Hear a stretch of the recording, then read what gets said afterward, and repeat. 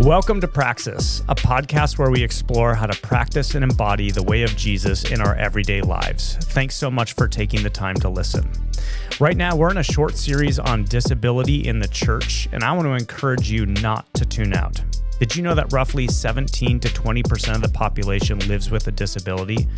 That's far more people than many of us realize. Statistically, chances are high that either you or someone close to you is part of that number. Yet, far too often, people with disabilities find themselves pushed to the margins. In a culture that tends to value people for what they can do or how much they can achieve, those with disabilities are frequently overlooked or perceived as having little to contribute. And while our society has made real progress toward greater inclusion, which we want to celebrate, we're convinced that inclusion alone is not enough, especially in the church. So in this series, we're exploring how to move beyond mere inclusion toward becoming a community of genuine belonging. And today, we're going to have a conversation with a friend of mine, Emily Robillard, from Woodridge Church in Medina, Minnesota. So let's get into it.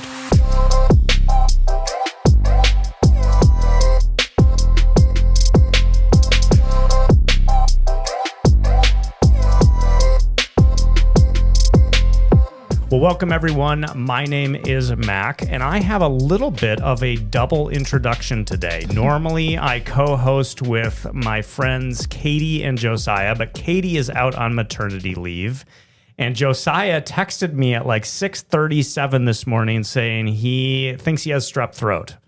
So at the last minute, I've invited my wife, Josie, to be part of hosting today. You guys hopefully all know Josie. She was part of the first podcast in this series, part of our preaching team at Crosspoint. Mm-hmm. So thanks for jumping in, Jos. Yeah, it's great to be here. And I love this conversation, so it's going to be a great time. And then the second and key guest is Emily. Emily, we first met. We haven't known each other for very long. We met just this past October. Mm-hmm. I was in the Twin Cities doing a training with the Leader's Journey at the church you're on staff, you and your husband at Woodridge Church.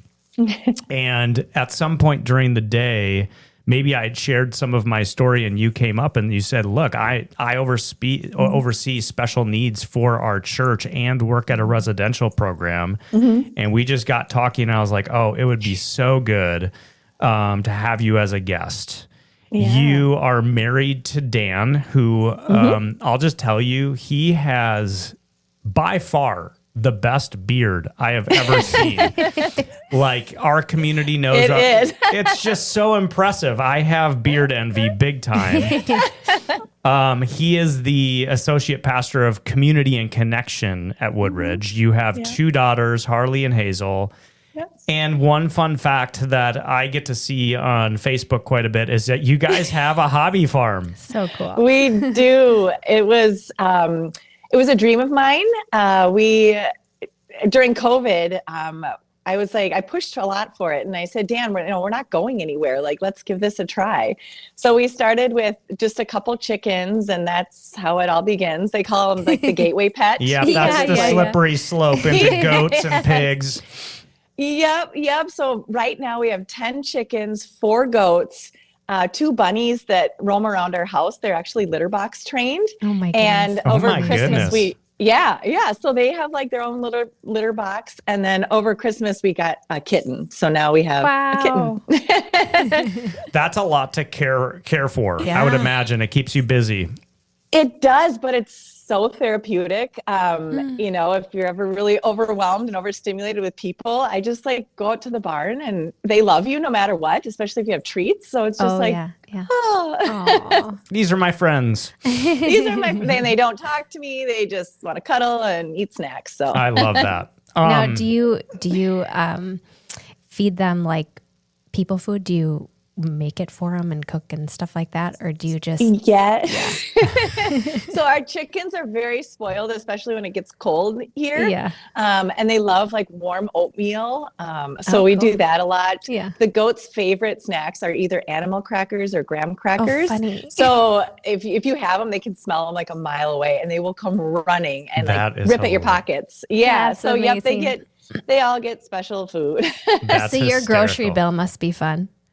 Right? Yeah. But it's actually been good because chickens can eat a lot of like compost type stuff that you would, nice. Throw out. So we have like a little bin that we've kept and just said if there's extra food, let's use it and give it to the chickens. And, the one weird fact that always grossed me out, grosses people out, is that chickens like meat. And so like if their eggs are soft, you can give them scrambled eggs and it'll harden the shells. It's really interesting. It's a weird circle of life, but they love like any sort of meat, which interesting. Feels weird. That is a little odd. Typically, we start each episode with some banter. And one question I had for you, especially in light of the hobby farm, is what is your mental state right now, really for both of you, in February, knowing it's winter time? And I'll just confess, I'm usually pretty good with the winter, like engaging the weather, the snow, the cold through the holidays, because it kind of... There's a nostalgic piece. And then January is kind of like this, I'm starting to get a little cranky. And by February, I'm just holding on. Oh, yeah. Yeah. Yep. I saw the funniest meme where it was like this beautiful, spring and summer day, and this woman's out feeding her chickens, and then they're like, it's all fun and games until winter hits. And then they show this woman with like head to toe covered up. You have to bring out water buckets because the water freezes. So I am with you in that, where once February hits, I'm over it. I don't really look forward to spring either because of the mud, and it just gets really messy here. But I will, I am not the best at it, but my husband does cold plunging. And so he goes and cuts a hole in the lake, and that kind of like, you get a new appreciation for winter because you just jump in and you sit there and you're like, all right, this is cold. But it's weird because sometimes the water temperature itself is warmer than the air. So you sit in it and you're like, I don't want to get out now because it's really, really cold out there. But so that's been kind of a way to appreciate sitting in the winter is to do that. That's awesome. We also cold plunge. We don't have a lake to cut a hole in, but we do. Oh we have gosh, a tub in our basement. Yes. Oh yeah. We have to like do the chiller and cool the water down. Yep. I get it. That in the summer. I get it. There was a couple years where I just had a big trough outside of my backyard, and I'm pretty sure my neighbors thought I was crazy because I'd run out in my undies, jump in. But it's a good routine, and I love it. Yeah, it is, and especially like here, you just have a better appreciation when you're sitting in the frozen lake. You're looking around, and sometimes it's snowing. It can be pretty, but it's also like, you got to find something to do. Absolutely. Appreciate the cold. Well, speaking of goats and cold plunging and graham crackers, let's jump into a little bit. You work in a residential setting and lead disability ministry at Woodridge. But I would love just to hear a bit about your story and when did disability first become part of your world? Yeah, so I have a really unique story that I didn't appreciate until I started like looking back at it. I actually grew up with a residential group home in my neighborhood. And we also had a very diverse neighborhood. We had Egyptian immigrants. We had this family of Samoan descent from Hawaii, which was super cool. And then like right down the street from us, we had this big Irish Catholic family with 8 kids. So there was a lot of kind of diversity that I grew up around. And I remember playing outside with all of our neighbors. There were so many kids, and the adults from the group home came out and asked if they could play with us. And as a young kid, we were like, adults that want to play, like these people are really cool.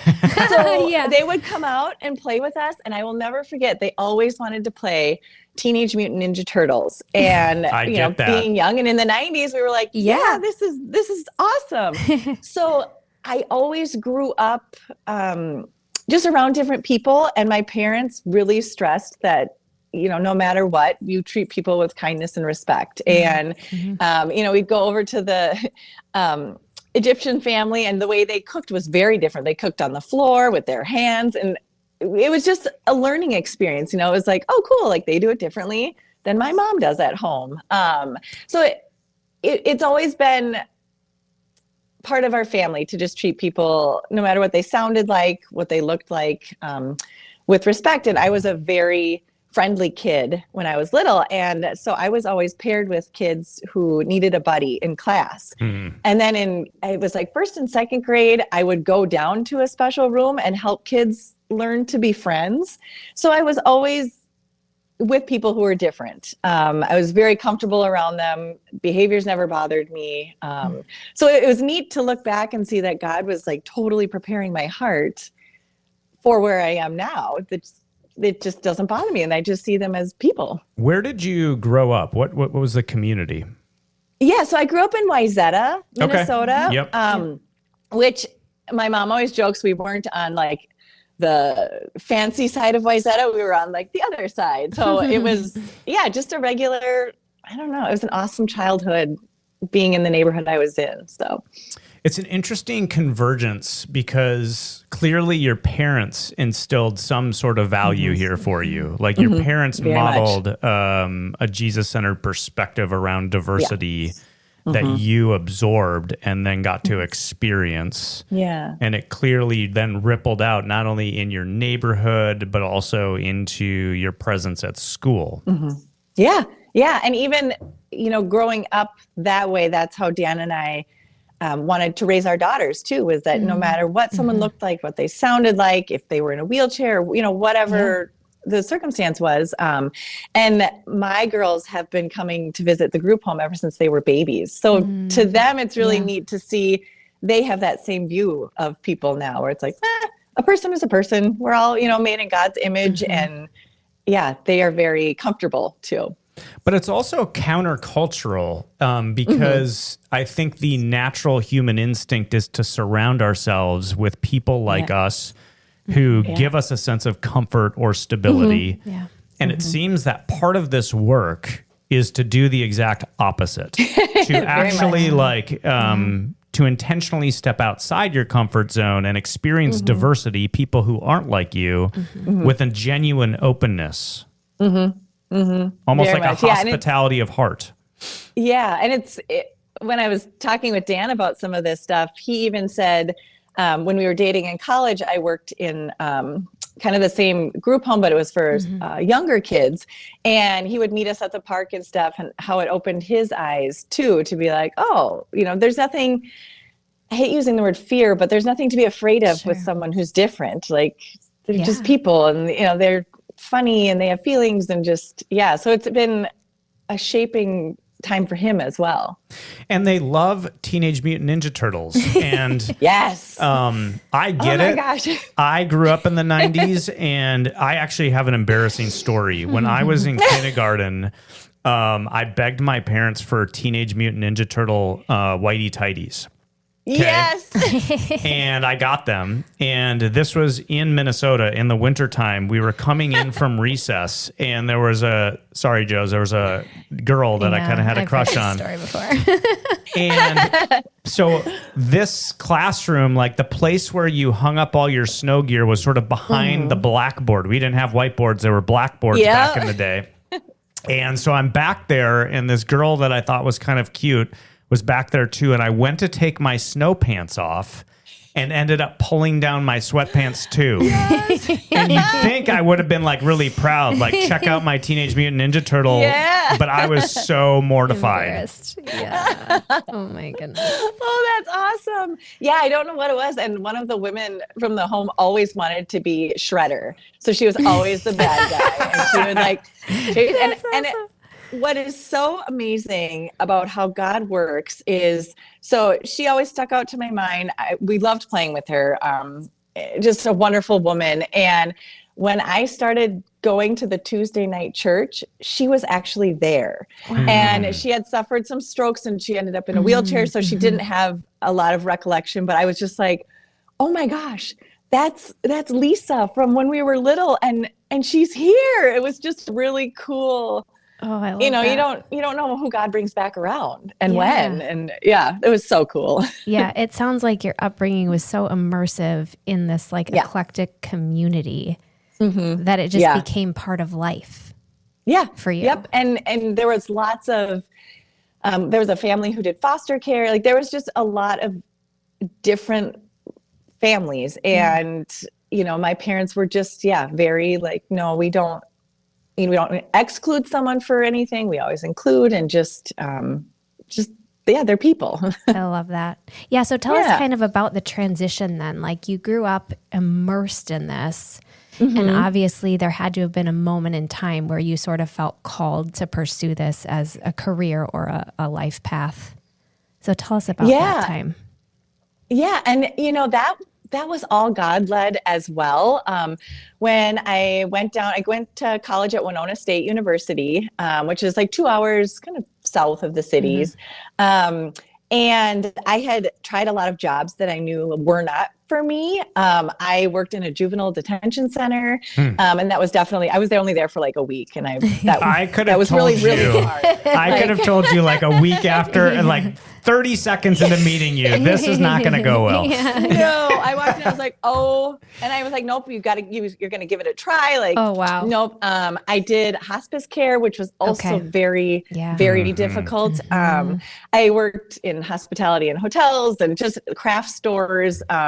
And it all just, it was a paycheck. But my cousin, who lived in Winona at the time, had worked in a group home company. And she's like, why don't you just try this? See if you like it. And it was different than an adult group home. It was for kids. So under 18. And what we'd do is we would pick them up from school and we'd bring them to this house. And I think it was a license, like under the daycare licensing. I don't really remember. But we would help with like homework, any of the life skills they were working on, and then just hang out, go to the YMCA and play. And then we would bring them back to their homes. And then like on the weekends, the families could sign up for respite care. So then we would stay with the kid the whole weekend and find activities. And that I just like completely fell in love with the kids I worked with. Wide range of disabilities, from like nonverbal to, very challenging behaviors. But I loved it. And so towards the end of my college career, I had to come home for a family emergency and I needed a job. And so I remembered the group home that we grew up with. And I remembered college, and I was like, let's see what's here. So I Googled group homes, and I found a company called Hammer Residences. I applied, and they hired me for their program manager in training. And in my mind, I'm like, this is just a summer job. Like, this can't be a career. And, you're just going into it with your plans. Yeah. And I am still there 18 and a half years later. Wow. And just, I love it. Like, it wasn't like one aha moment, but it was like, God just said, no, here you go. Like, like a group of moments. That led to, I want to give my life to this. Yeah. And just that it worked for my family life. It just worked in so many areas. And once you're kind of there, it's very hard to leave because they become family. And it's just, it was such an awesome experience. And then I'm still there. One of the things that stands out to me is just how God has been writing your story. And how you've been just surrendering to it with a certain degree of delight and joy each step of the way. And it just, for our listeners, it just makes me curious. Not everybody obviously is going to end up in a residential setting with people who have disabilities, but like if you reflect on your story, what are some of the key moments that God has been doing something through your experiences, shaping you so that you can step into a deeper sense of calling and purpose, Yeah. It was a lot of thinking about, where I came from, and then trying the jobs that I tried and seeing like my heart is like caregiver. That is just part of me. And so it was finding like, okay, what type of caregiving can I do? And then just, the opportunities, and just God being like, you have to come home. If you need a job, what kind of job? And I knew what I didn't want to do. And he just was writing it and there the whole time. And it's very hard to explain, just being like, okay, well, I'm in this moment. This is kind of the need of the moment. And God, where should I go from here? And then it was kind of like he provided. And then it was like, okay, now we'll go to the next moment. What's this next moment like? Especially when I had our first daughter, I was still the manager of the group home. And in my mind, I'm like, I'm still going to be the manager. There was a couple high medical needs. And so I was trying to balance, like, how can I still be a mom and be on call all the time? And, you know, God works in crazy ways. I ended up having a lot of postpartum depression, which then forced me to take a step back from the manager role. But my director came to me and said, well, you don't have to be a manager. You can just work 2 overnights. And I was like, oh, I can do that. And so then I was able to be at home, take care of myself, but then I was still involved. So it was just this crazy way that God continued to pave the way. And oftentimes, you know, I think we want the entire path lit up, and so we know what's going to happen, and it just doesn't work that way. It's one step at a time, one trust-filled step at a time, not always knowing what the future is going to hold. I'd love to get some more detail about what your work looks like at the residential facility at Hammer. So just fill that out. I mean, you've been there for over 18 years. What do they do? What do you do? What do you enjoy about it? Fill it out for us. Yeah. So at Hammer, there are probably, I think we're up to like 36 group homes around the Twin Cities, Golden Valley, Eden Prairie, Plymouth, Wayzata. And then I believe we're up to about 5 or 6 apartment programs. Nice. So for people who are higher functioning and, you know, they have their own apartment, but the company also has a staff apartment, so they come in and check in. But at the group home that I am at, there's 4 women, and they all go to either like a day program during the day. 2 of them have jobs. One worked at a hair salon, which was like her dream job, and the other one is a teacher's assistant at a daycare. So she's just amazing at that job. So they're gone during the day. They have transportation to their work or day programs. When they come home, it's, you know, normal life, quote unquote, normal life. Like they come home, they're tired. They want to just like watch a show or play on their iPad. Every individual has like a team of people that come up with kind of life skills and goals that they want this person to work on. And so depending on those goals, it can be anything from like laundry to exercise, cooking goals, financial goals. So sitting down and kind of going through money and bills. So throughout the evening, we kind of run those goals as needed and as just in a normal routine. So if it's a cooking goal, they're going to help with dinner. If it's their laundry day, they're going to work on their laundry. And usually there's about 2 staff. The past couple of years, we've definitely hit a staffing shortage. And so the goal is always to have 2 in the house, but sometimes we don't always get that. And so, and then in Minnesota, we're so blessed with a lot of nonprofits that do activities. So they can sign up for art, you know, they can go to a Zumba class. They do pizza and movie nights, bowling. So there's love Zumba. Love it. Yes. Oh my gosh. I bet that's really so fun.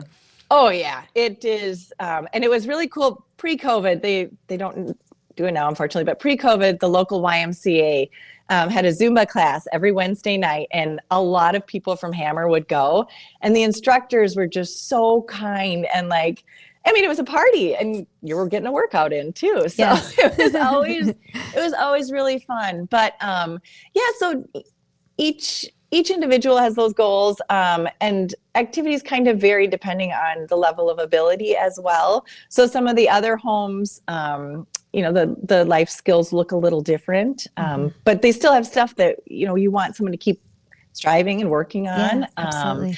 And so then is that work mostly in the evenings for you?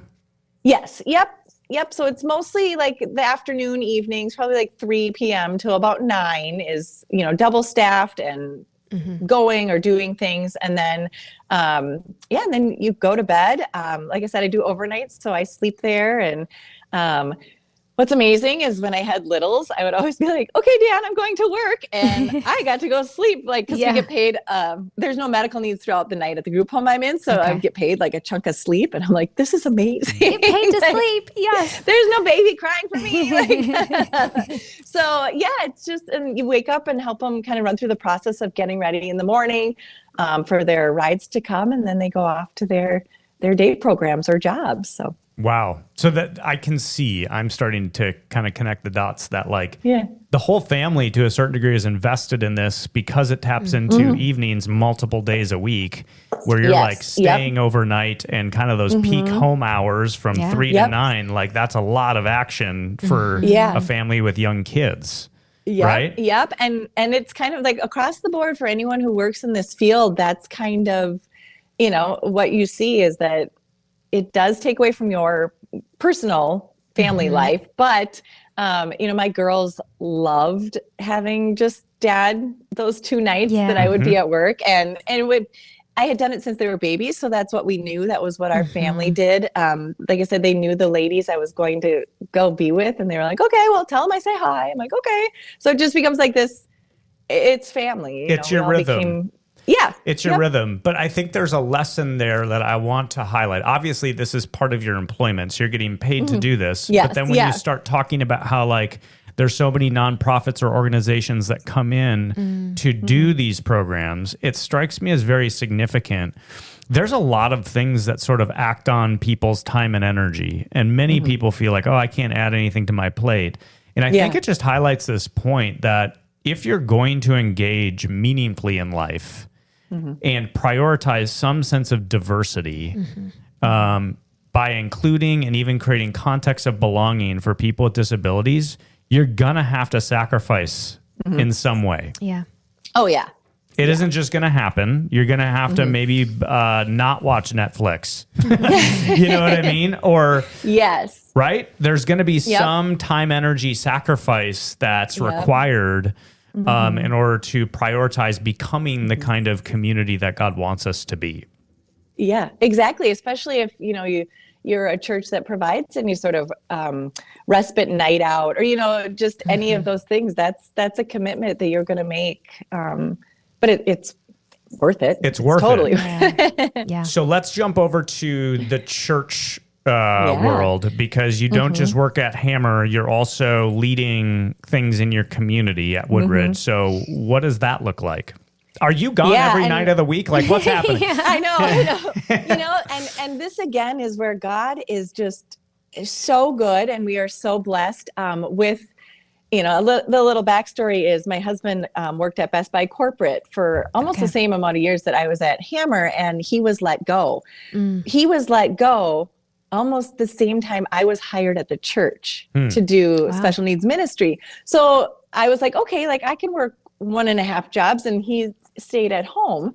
And so that was the season we were in. It was about a year. And then when he was hired at church, I was able to step back on my hours from Hammer. So now I only go in at 9 p.m. So I'm home with my girls, which I have a 13-year-old, and she actually said she wanted me home. So I'm like, I need to be there if my teenager says I want mom. Not going to miss that opportunity. So God just shaped our schedule just crazy. So now I get to be home. So the nights I'm gone, are Tuesday nights and then Wednesday nights. But otherwise, you know, I go in at 9 p.m. My girls are already either in bed or getting ready for bed. So it's just, the past 3 years have been just a wild ride for us, following where God is going. But that, you know, this Tuesday night is kind of how it all started for me, and even for Woodridge. So the group home I was in, I worked on Tuesdays, and I would bring these women to the Tuesday night church service. And it was ran by a man named Pastor Don Anderson, and he ran it for 47 years. Wow. And it was, his story is also just incredible. Like God, it just used him in just the most amazing ways. And it's been a blessing to know him. And like, I got to intern under him, which is just so special. But we would go to this church service, and I would cry every single time, because it was so beautiful, the way he led them and the way they worshiped. And then, you know, fast forward a couple years, it was about 2 years ago, and he announced his retirement. And I was heartbroken. I was like, oh no. And not one church, not one person had said, you know, this should continue. Wow. And on average, there's probably 70 adults that come. Wow. And this is their church. Like, they don't go on Sundays. This was it. And I was so heartbroken. I'm like, this is going to end for them. Like, how, God, why would you, have this special night end for them? And I was sitting at Woodridge one Sunday, and we had a pastor come who was talking about, reaching people who are unreachable in like tribes in Africa, people who haven't heard the gospel. And he put this verse up, and I have to read it because it hit me so hard. And it's the verse from Romans 10:14-15. How then can they call on the one they have not believed in? And how can they believe in the one of whom they have not heard? And how can they hear without someone preaching to them? How can anyone preach unless they are sent? As it is written, how beautiful are the feet of those who bring the good news. And there was two parts of that verse that, like, I don't know if you've had a aha God moment, but it was like, oh, my heart. The verse about how can they hear without someone preaching to them? And all I could think were these like 70 people are never going to hear the gospel again. They're going to lose this. But God knows us and loves us so much. He knows that I would need like a really obvious thing that he was speaking to me. And it's so silly, but the verse about how beautiful are the feet of those who bring the good news. So I have been teased my whole life about having long toes and like ugly feet. And I was sitting there and I was like, oh, are you serious right now? Yeah. It was just like, okay, God, he knew that I would need like, I'm talking to you. Like, I told you beautiful feet, and you're going to do this. Josie has really flat feet. I too have interesting feet. Yep. Yeah. You do a whole session on that. Hobbits unite. He calls my feet hobbit feet. They're not though. They're not, very narrow. But it's fun to poke at her. But my second toe is longer than my big toe, so Mac gets a real kick out of that. Yeah. Me too. And can you pick things up with it too? I am like, let me grab that. I got it. That's awesome. Yeah. So it's just those two things. God was like, I'm talking to you. And I approached Woodridge and I said, there's this beautiful service. Do you have a pastor who will lead it? And they said, no, we don't have, anything like that, but, we'll hire you to do it. And I remember saying like, no, because I hate public speaking. I was terrified. I don't have a background in ministry. And I kept, using all these excuses of like why I couldn't do it. And I just remember like calling Pastor Don one day and being like, we're going to do this. Like Woodridge is going to support it. I'm going to lead it somehow. Let's do this. And so I was able to intern under him for quite a few months. He 47 years of knowledge was, I was like, tell me everything. And it's nice because I still am in contact with him. So if I have questions or things come up, and he actually comes every once in a while and does a lesson on Tuesday nights. So the individuals just love seeing him. Oh, that's amazing. Yeah. But by bringing this Tuesday night to Woodridge, it made Woodridge look at our community as a whole and say, we don't have supports here for any special needs families or individuals. And so that was kind of, I do the Tuesday night for adults. And then on Sundays and Wednesdays, we work on supporting kids and their families. And I'm just so blessed to have church leaders here that know this is a very special population, and it's a big need. I have a beautiful sensory room downstairs, and it's just to be able to have that.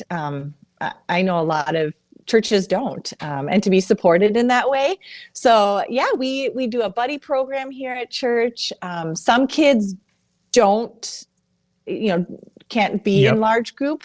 So they come in the sensory room the whole time. But I always want to challenge, it's not just coming in and playing. Like we'll do a Bible lesson on the TV so that they're still learning. They're still hearing, God's word. So, it's just been a blessing to see. What kind of diversity do you have in terms of disability on Tuesday night, and then with the kids on Wednesdays and Sundays?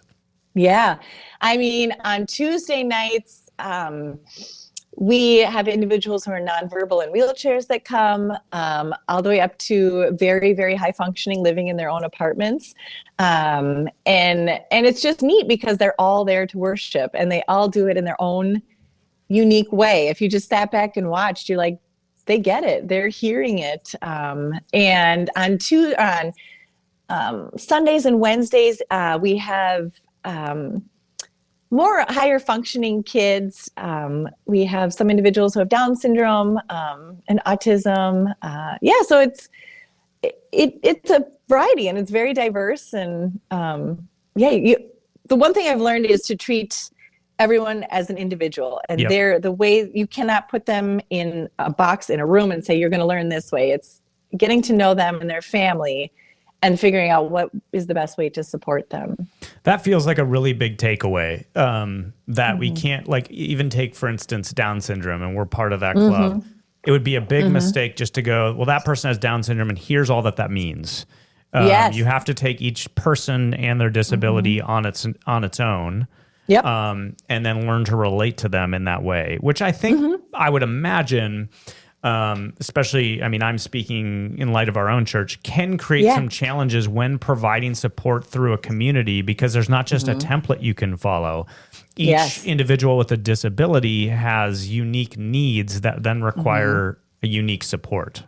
Yeah. And even, just the special needs ministry as a whole, because it's not super, there's not a lot of churches doing it still today. There's no like handbook that you get to say, here's how you start a special needs ministry. You kind of just, you find the few people who are out there speaking on it, or there's some amazing books that I've been reading. And it's just, the main point is getting to know your community, what are the needs of those in your community, and then how can we get them to church? How can they feel supported and loved and seen at church, whatever their ability or disability is? How can we share the gospel with them in a way that is unique to them? So there's a really good book called The Accessible Church. I don't know if you've ever heard. Oh my gosh, I have two books that they're all marked up and written on. It's called Jesus and the Disability, and The Accessible Church. And there was Who are the authors for both of those? Yeah. So The Accessible Church is Sandra Peoples. Okay. And she grew up with a sister who has Down syndrome in the church, and tells about her experience. And Jesus and the Disability is by Chris Hulshoff. And I loved this one because it dives really deep into the Gospels and how Jesus was with people with disabilities his whole time through his work. Like that was, and we kind of missed that as a church. Like we're like, oh, that person was paralyzed or that person had a mental illness, but it was like, those are disabilities. He was immersed in this. And we kind of, right. missed that. And then their stories are recorded for us to learn from. And those individuals seem to have been part of then the early church. Like they were important members in the community itself, which I think is significant. Exactly. And this quote in The Accessible Church by Sandra Peoples, she says, "We may affirm that each person has the capacity for a relationship with God because we believe that God has the capacity to reach every human spirit." And I love that so much because it's going back to that's as an individual, we believe God can reach them. So how can we support God reaching them? Because we believe God can. So it just, I mean, there's all kinds of challenges, but it's just getting to know your community and the individuals that need support. Yeah, I just love, like, the passion I hear in your voice is just awesome. It's contagious. And it's so exciting. I mean, as a mother of a child with special needs, it is so heartwarming to know that there are people out there like you that really have such passion and drive for it. It's like an answer to prayer to meet you and just see how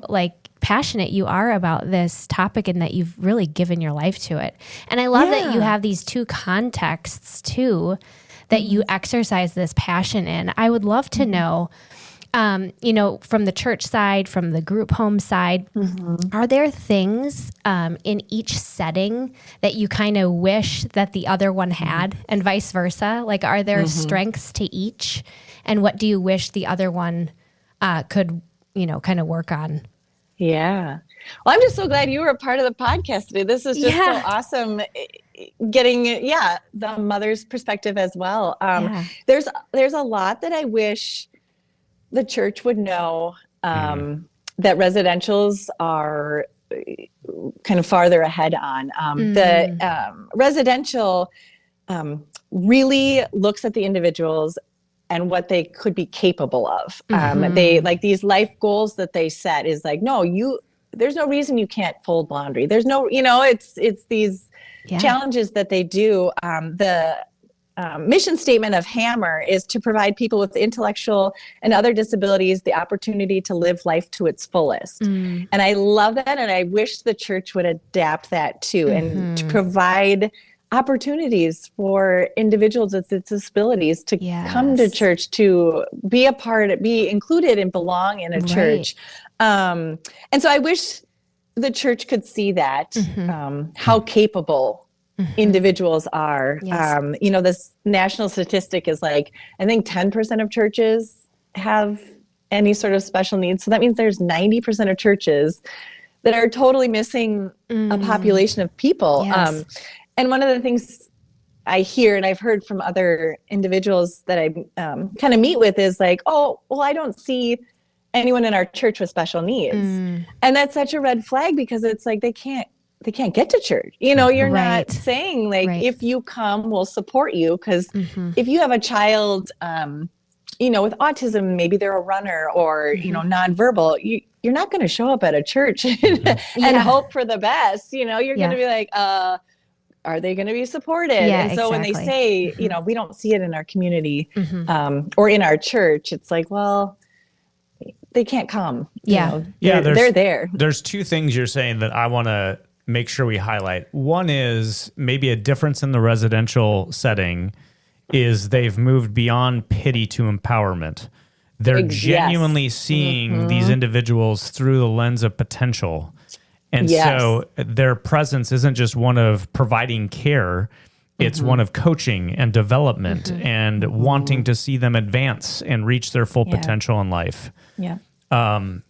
We have, Josie and I both have the Lucky Few tattoo, which is a tattoo for people with Down syndrome. And it's just like 3 arrows, but it sort of captures that dynamic, because the idea is in order to shoot an arrow, you have to bend the bow. And in order to launch someone with Down syndrome into the world to reach their full potential, you need to meet them. You have to bend down to meet them where they are so that they can soar, so that they can reach their full potential. And they can. They can. That's what it is. It's amazing to me is, I love that you said from pity to empowerment, because they're 100% capable and will surprise you with what they're capable of. And I see it on Tuesday nights. If I'm asking or teaching a lesson, I'm asking a question about a Bible verse or like, what does this mean? The answers like blow me away every Tuesday. I'm like, yes, you know that. Yes. Okay. Like it just, they're capable. That's 100%. right. The other thing you said that strikes me as significant is how many churches don't have individuals with disabilities who are part of the community. And I think you're holding up a mirror to say, what might that tell us about the kind of community we have? In other words, do we have the kind of environment where they're welcomed, where they're embraced, where there are support structures if they're kids, are there support structures to help them participate and belong? I know as a parent with a son who has both Down syndrome and autism, he does a lot of weird things and can be pretty disruptive. And so I imagine for some parents, it's like, am I going to be, I don't know, like the object of unwanted attention in this space, right? There's all sorts of variables to think through to go, are we a community that allows people to come where they are, offering support and even creating spaces where it doesn't have to. We have in the church, there's so much emphasis on production and having a community and a church service that's awesome and performative. And that really works against having a community where people with disabilities are present, because they might make weird noises during your preaching or whatever, right? Yep. And that's the one thing that is, I just love about the Tuesday night service is you come and you worship how you want to. We used to have a lady who would bring a flag, and she asked, can I flag twirl? And I was like, Absolutely. Yep. Let's just be safe, and you can do it over here, And I had a woman bring her son who's 17, nonverbal, but makes lots of noise. And he has a shaker that he loves to bring to church. And she was so apprehensive about coming on a Tuesday. She's like, well, he'll make noise and he'll shake. And I was like, trust me, you come and it's okay. You don't even hear him. There's so many other things going on. And one of the things I love about it is they all love each other. So they're not saying, hey, be quiet. I don't like that. Stop it. Like they don't hear or see each other in that way, because I don't know if they just don't care because they're like, I'm having fun, or what it is, but it's so non-judgmental. And it's very like worship how you want to worship. And we go through like expectations. So, they're very respectful if it's prayer time and the things, but they come as they are. For sure. But I think there's a vision moment and again, I'm speaking on the inside of this experience where you're sitting in church and your son's making a lot of noise or doing unusual things. One of the things that I think the church can do for parents who are feeling that scrutiny, and even their kids, like our boys can feel embarrassed about Griffin because he's doing things that draw attention to our family. One of the things the church can do to help is to say, we see that and it's not a problem. That's not a problem. So if you're feeling embarrassed, don't be, because we welcome this. Yeah. And it's educating the congregation as a whole too. When we first started this special needs ministry here, I spoke in front of the church a few times and just said, like, this is our community. These families are in our community. And it's really cool. We had just an awesome experience about the church kind of seeing people and including them. This past weekend, we did a fundraiser called Pucks at the Pastor, where we were raising money for a missions trip to Guatemala. And our lead pastor, Zach, was a hockey player. So he was a goalie. He and I have swapped so many stories. Oh, how awesome. Yeah. In fact, we both played for Bethel. So really? Oh my gosh. So, so he was out on our little pond, full goalie gear, and you would pay your age to donate and you got to shoot pucks on him. And on Tuesday night, I had talked to this one woman who comes and she lives in her own apartment, very high functioning. And she was like, what is this Pucks at the Pastor? And I said, well, it's a fundraiser on Saturday. And she goes, I want to come. And I was like, okay, well, I'll get the information to your staff. If you can make it, great. It's okay if you can't. But she plays hockey as well. And so she was pumped. Well, she showed up on Saturday. Her staff gave her a ride, brought her, and I didn't know that. I was inside. And she was out on the pond chatting with people, shooting pucks. And she came in and I was like, oh my gosh, I didn't know you're here. I go, have you been outside the whole time? She goes, yeah, and it's really fun. And so I talked to the people outside and they're like, she was having a blast. And so to know that the church sees people and is like, oh, they didn't say, what are you doing here? Or you need to go inside. They just welcomed her and she had a blast. Everyone out there had a ton of fun. And she brought her own hockey stick and it was so cool. I love that, and I'm slightly nervous that you're giving our congregation an idea for a fundraiser. And Zach is younger than me, so I have lost my flexibility. I'm at that stage where you can pull a hamstring while putting on your socks. So yes. Oh yeah, it was funny. I'm sure he's sore because people didn't go light on him. I love that. So it was awesome. But to know she came was That's fantastic. So one of the through lines in this podcast series we're doing is moving from beyond inclusion to genuine spaces of belonging. And I'm wondering, from your vantage point, how do you see the difference? Do you notice the difference between those two? How would you fill that out? How would you speak into that transition? Yeah. And, when I first heard inclusion versus belonging, I thought of, if you're including someone, you see them and you're like, okay, you can come along, like come sit with us, you'll just be here. And when someone has a sense of belonging, they feel wanted. They want to be included. You want them to come sit by you and be a part of the group.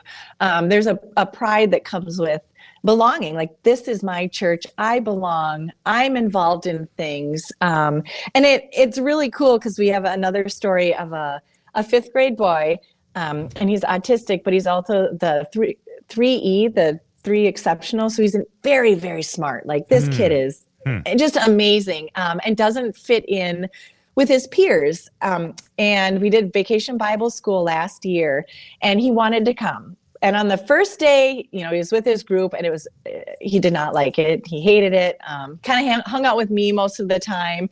And so I talked to his mom. I was like, how can we, he wants to be here, but what can we do so that he can be here?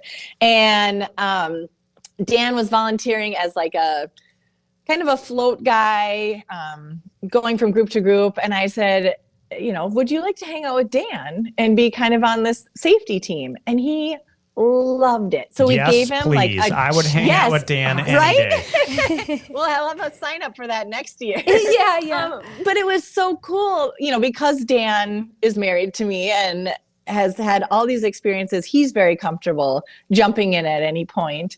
And so we made like a checklist. He had a clipboard every morning. He's, signed in at 9 a.m. They would check all the doors. They would check the grounds. They made sure kids were where where they were supposed to be. And he just loved it. He felt so included. And so that to me is like, he belonged at VBS. He had a purpose. He had this goal. He's excited to do it again. And it was just an awesome way to see, like, even other volunteers were like, oh, here comes Dan and the child, we need this, or can you guys go get us this? And so they saw him as able and just participating. So it was really cool to see that he felt pride in it. And he loves coming to church now and being kind of included in different, not with his age group, but we find different things for him that he's capable of doing. So. Yes. I love the way you're narrating it from the perspective of someone who has a disability.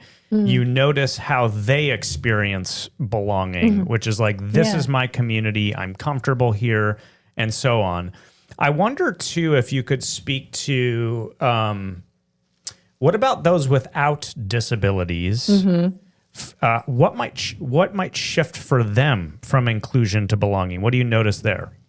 Yeah. And it goes kind of back to the, lady who came to the pond hockey, where as a church community, if you start to see these people and really kind of form relationships with them, whether it's through volunteering or just conversations, if you see them, during fellowship time, you really, it's hard to put into words. You get to know them as a person, and then you're like, oh, they are capable. And how can we support other people with disabilities and include them in what greeting? Could they be a greeter? Could they help with the cafe? Like, I think it's starting to see people the way God sees them and being like, oh, this is an image bearer. Cool. They're capable. Let's get them involved. Speaking from someone who has had years of relationships, there's just something they bless you. And it's very hard to describe, but they just bless you. You think you're helping them and, oh, this is great, but like, it's totally the other way around. Well, and you said a word several times there, which I want to highlight, is the word relationship. I think that is like a really key ingredient from shifting to mere inclusion to deep belonging, is there's a genuine relationship there. And for the individual with a disability, when there's a real relationship, they feel safe, they feel comfortable, they feel like they belong. But for those without a disability, when there's a genuine relationship, all of a sudden there's this reciprocity that takes over. It's not just pity. It's not just me investing. It's I know you and delight in you, and I'm receiving something also in return just by knowing you. And I think part of what makes me sad is, given how low the percentage is of churches who have individuals with disabilities, which I think also indicates most people maybe don't have a deep relationship with someone who has a disability. They're just missing out on a joy that I don't think can be found in a typical relationship. Right? Yes. And it is hard to explain that because they are so filled with joy and they face challenges daily that, we don't, but they do it with joy. And even some of the individuals that I have worked with that had the hardest challenging behaviors, they hold the biggest place in my heart because I was like, we worked through some hard stuff together. You were really mad that day and we got through it. But then, there's a love and a joy that they have that people are totally missing out on. And I think, I don't like to use the word fear, but the fear of the unknown. People are always like, oh, I don't know. What are they going to behave like? And we just have to somehow get rid of that because. Yeah. You named fear as one of the barriers. What do you think are some other barriers for people in kind of making this jump between inclusion versus belonging? Yeah, there's in the Accessible Church, the author Sandra highlights one of the stories from, and I wrote it down because it's an awesome example of not our church's excuses that we do. And it's in Mark 2 about, there's a paralyzed man and his friends bring him to Jesus. And she kind of breaks down okay, as a church, why are you saying no to this? And one of them was, we don't have time. And she uses the example of those friends didn't know how long Jesus was going to be in town. They just knew their friend needed to get there. So there's no excuses. They didn't use time. They were like, nope, we're going to do this. We're doing it now. She said, sometimes churches will be like, there's no volunteers to do this type of ministry. And she's like, well, this man only had 4 friends and crowds of people, and they still saw him as a priority and wanted him to get to Jesus. And her other excuse was like, oh, there's no space. We don't have the room for it. And she's like, there was literal blockades of people. There was no door. And so they made a way instead of saying, oh, look at all these things we can't do. They said, no, we're going to do it. Somehow we're going to do it. We're going to dig a hole in the roof if that's what it requires. Yes, and we're going to lower this man down. If you think about all the things they did, but they wanted their friend to get to Jesus. When I think about special needs people, they need access. And we keep putting up either we think they can't or we can't. But in my experience, and it's only been 2 years, so this is super new and it's ever changing, God will provide. And so if you, as a church, when you pray about it and you think, okay, what are our challenges? Where do we think we can't do this? He'll provide. These sheep are very, very special to him. And I've seen him provide in crazy ways. Yes. And that kind of segues too into this question. It sounds like you've had quite the experience in the context you're in. And it sounds like just taking the next right step. God has provided for you. He's given you opportunities. He's created this space for these individuals. And what do you see, from where you sit, what gives you hope about the future of disability and belonging in the church? Yeah. I mean, I just love that it's conversations that are being had. There are some amazing resources online too. There's a website called Abilities Ministries, and it's run by a guy named Ryan Wolf, and he will actually do a consultation with you where he looks at, he looked at Medina and Orono and our surrounding areas and the population of people living with disabilities versus our church. And he really breaks it down and helps you see you have a lot of unreached families. And there's, conferences that are starting to be had, and people are just opening their eyes really and seeing oh my gosh, we are missing, like I said, this whole flock of sheep that we have just discarded and been they can't, which then is a ripple effect because if they can't, their families can't. And it's just this snowball that happens. And as the church,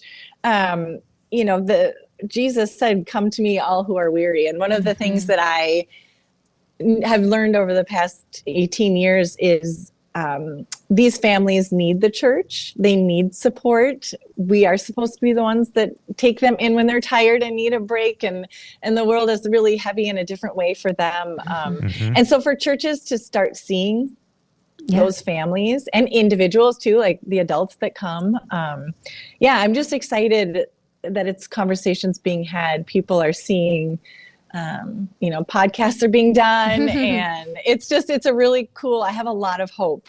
One of the things that strikes me about your story, everything you've contributed to this conversation, is you have this unique blend of a sort of a pastor or shepherd's heart towards this community, but in addition to that, a missionary one.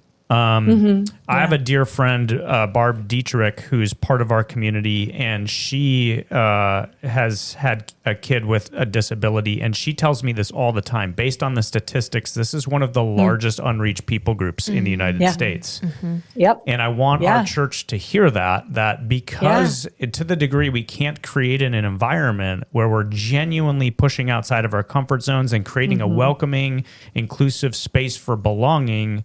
This is a group of people that isn't hearing. They don't have feet like yours that are weird, bringing them the good news, right? Yeah, exactly. They don't. And I think it's just, when you stop and think about it, it's almost like mind-boggling that the church, we haven't seen them. And you're like, wait, and you read these books and that Jesus sat with all these people, but we missed that part of his gospel. We missed the part that, I'm sure some of those people he sat with made noises and did strange things and, had physical ailments and disabilities visually that were like, oh, we don't want that person at our table.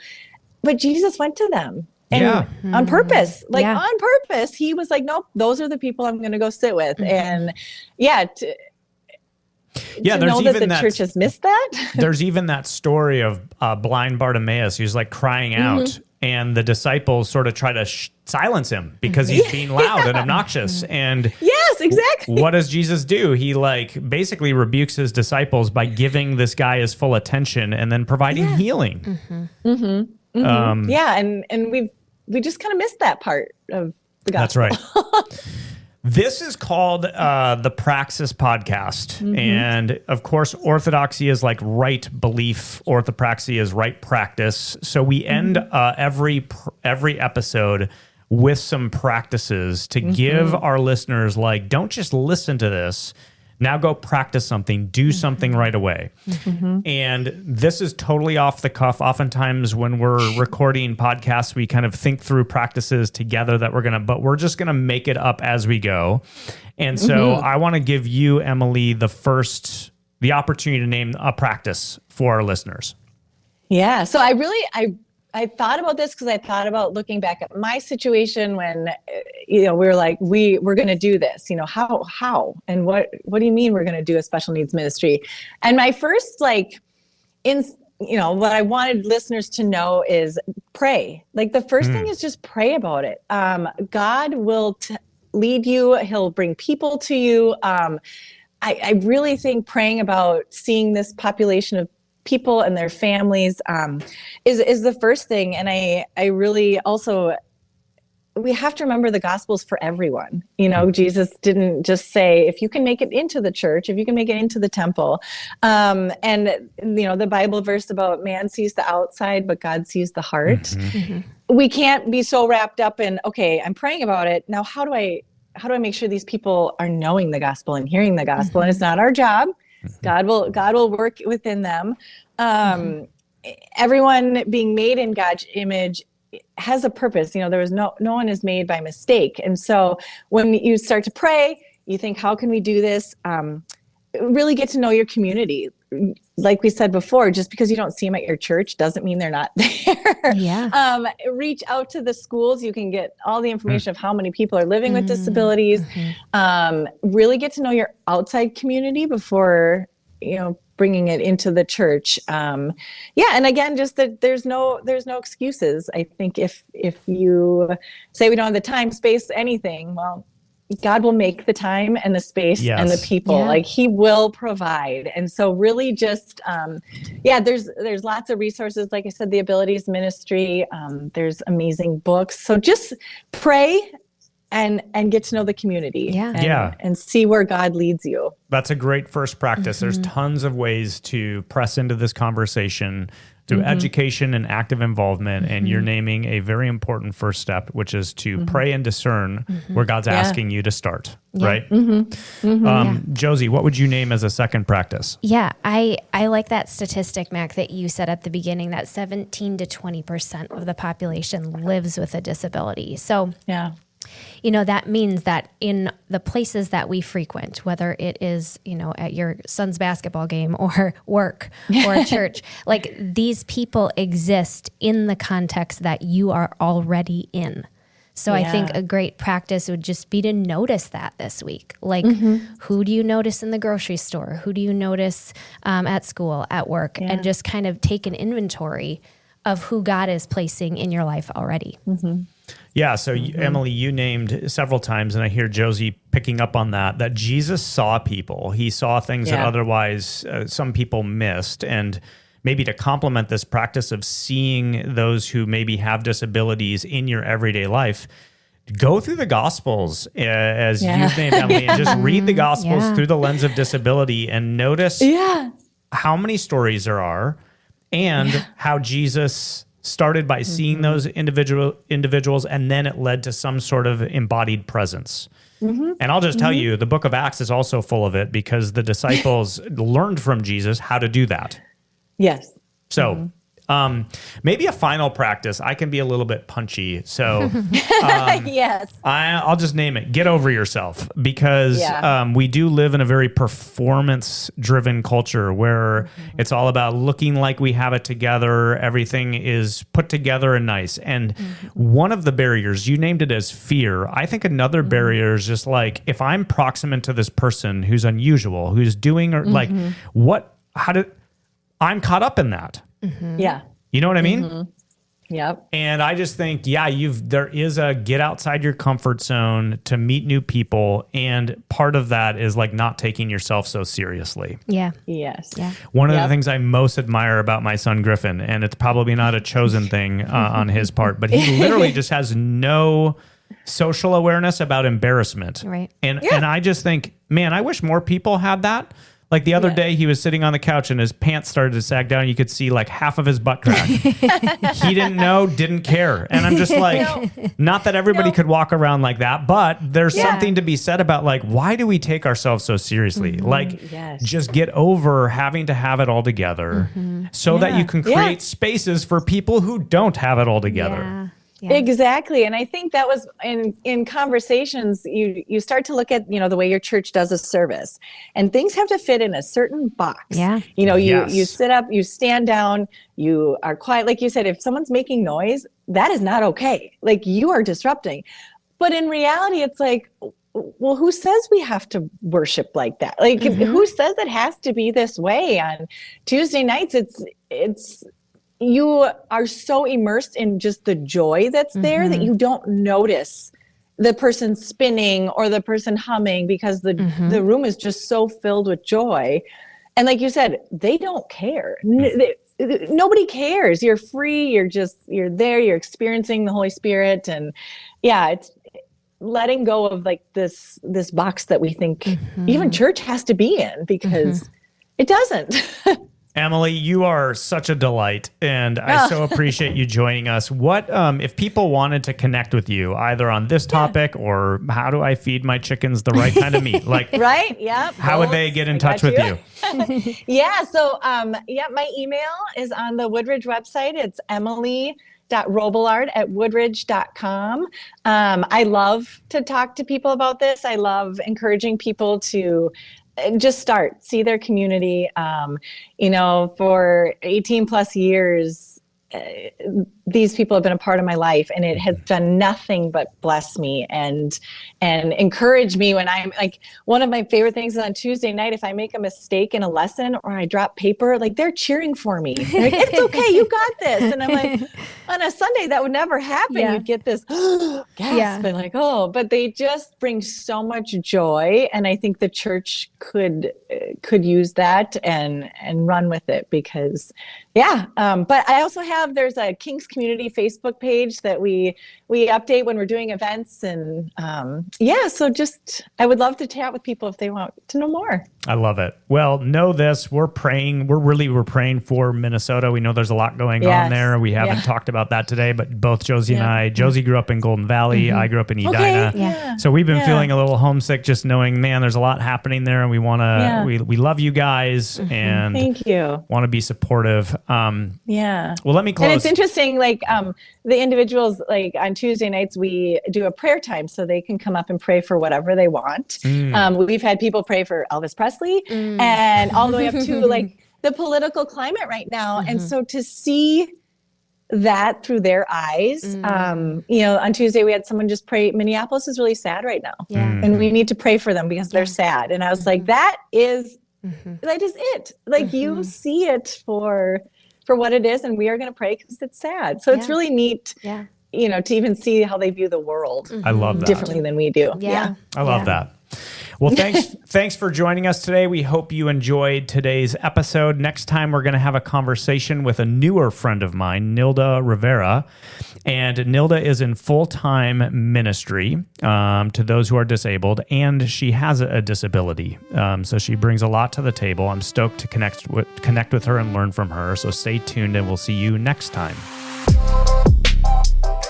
Praxis is recorded and produced at Crosspoint Community Church. You can find out more about the show and our church at crosspointwi.com. If you have any questions, comments, or have any suggestions for future topics, feel free to send us an email. Also, if you enjoyed the show, consider leaving a review. And if you haven't already, be sure to subscribe wherever you get your podcasts.